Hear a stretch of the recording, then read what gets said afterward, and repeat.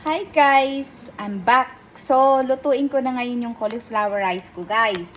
So, gagamit lang ako ng konting avocado oil guys.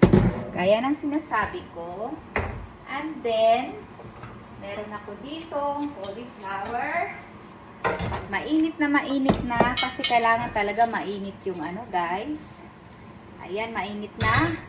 Talagang umuusok na. Sa kanyungan ilagay ito.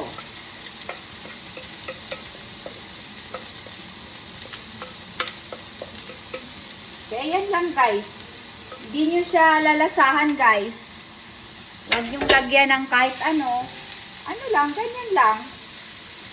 Makikita nyo naman kung luto na siya kasi talagang mag-iiba din yung kulay niya. So, put your pan very hot. O diba parang rice. Pero talagang rice, parang nai-imitate talaga niya yung ano. I don't know, but this is just some mind conditioning guys na kala mo kumakain ka ng rice. Diba? Yan.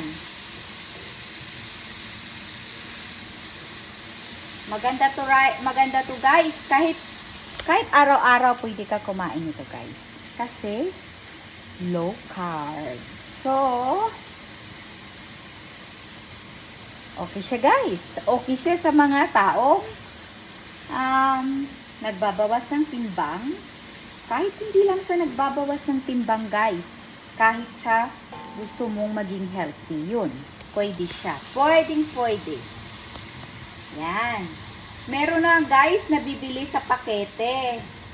Kaya lang, biruin nyo guys, ang mahal-mahal pag nakapakiti na to guys. Kasi hindi ka na magkukudkod. Yun ang binayaran mo doon. Which is, alam mo, cauliflower, hindi naman kamahalan. Mura lang yan. Pagtsagaan nyo lang kudkudin, para meron kang cauliflower rice. Yan.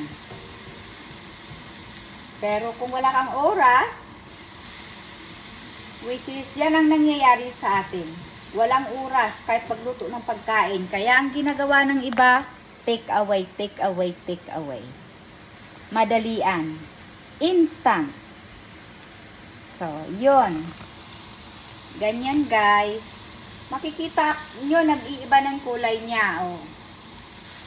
Sabi ko nga guys, hindi to matagal lutuin.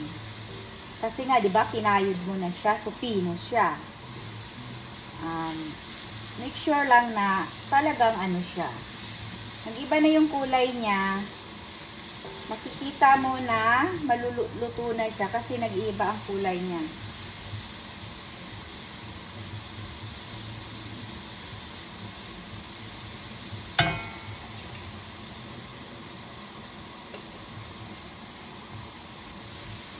Ayan guys, ganyan ang gawin nyo. At saka, papakita ko sa inyo. Meron ako ditong quinoa. So, luto na to guys. Niluto ko na yan. At ilalagay ko yan dyan ngayon. Diba?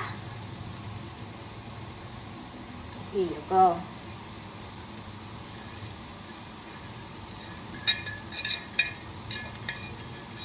Luto na siya. Siniparate ko luto guys. Kasi ang quinoa, medyo matagal-tagal ang pagluto kaysa cauliflower. So, ihalo ko lang siyang ganyan. O, diba? May rice ka na nga.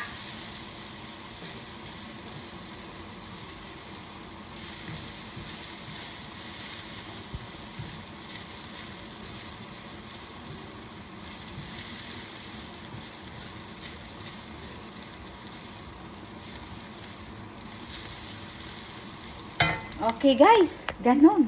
Bye-bye, see ya.